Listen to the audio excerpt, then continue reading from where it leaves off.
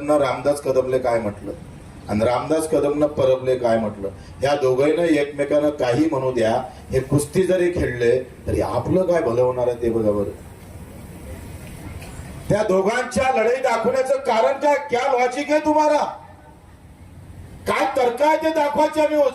टीव्हीवर जर तुम्ही पाहिलं तर कधी मराठा दिसतं, कधी ओबीसी दिसतं, कधी दलित दिसतं, कधी आदिवासी दिसतं, कधी मुस्लिम दिसतं, कधी हिंदू दिसतं, पण माझा गरीब कोळी दिसतं का रे कधी, माझा दिव्यांग तिथं कधी दिसतं का, माझा शेतकरी तिथं दिसतं का, माझा कामगार दिसत नाही. आणि बच्चू कडू जो न दिसणारा वर्ग आहे त्याला आम्ही पाहतो अजेंड्यावर आणल्याशिवाय राहणार नाही. रक्ताचं पाणी करू, रात्रीचा दिवस करू, ही लढाई अंतिम ताकदीनं हक्काची लढाई लढू. आतापर्यंत तुम्ही आम्हाला जातीपाती धर्मात गुंडाळून ठेवलं, आता आमच्या डोक्यात आलं का तुम्ही आमची जात आणि धर्म का सांगायचे, कारण तुम्हाला सत्ता पाहिजे होते साल्यांनो, आमचं काही भलं करायचं नव्हतं. तुम्हाला आमचं भलंच करायचं नाही आहे. आजही गरीब आम्ही मरतोय. तुम्ही हॉस्पिटलमध्ये जाऊन पहा काय अवस्था इथल्या, एका बेडवर दोघांना झोपावं लागतं. आणि श्रीमंताच्या आमदाराच्या घरचा जर बिमार पडला ना तर स्पेशल एवढ्या स्टेज एवढी रूमच असतं, त्याला पाहणारे 4 डॉक्टर, त्याची काळजी घेणारे 10-15 नर्स, सगळं काही अलबेल असतं.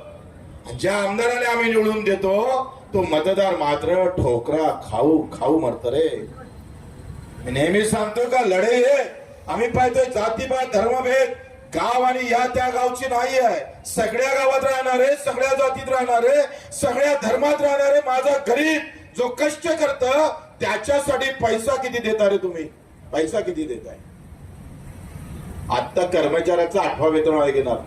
मला एक प्राध्यापक भेटले, 2 मंडळी भेटली, ते माझ्या घरी आले. आम्ही ते काहीतरी कोजागिरी करत होतोय आणि मी सहज विषय काढला का हो म्हटलं आता पेन्शन किती भेटतं तुम्हाला.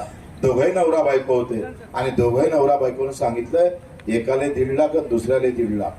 काम कुछ नाही, घर बैठे 3 लाख निघलं भैया.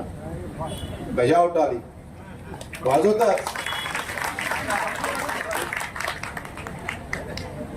आता रिटायर झाल्यानंतर जर 3 लाख रुपये पगार भेटत असेल आणि तुम्ही काम करून 10-15 हजार हाती येत नसल तर मग आम्ही लढायचं का नाही लढायचं, आंदोलन करायचं का नाही करायचं.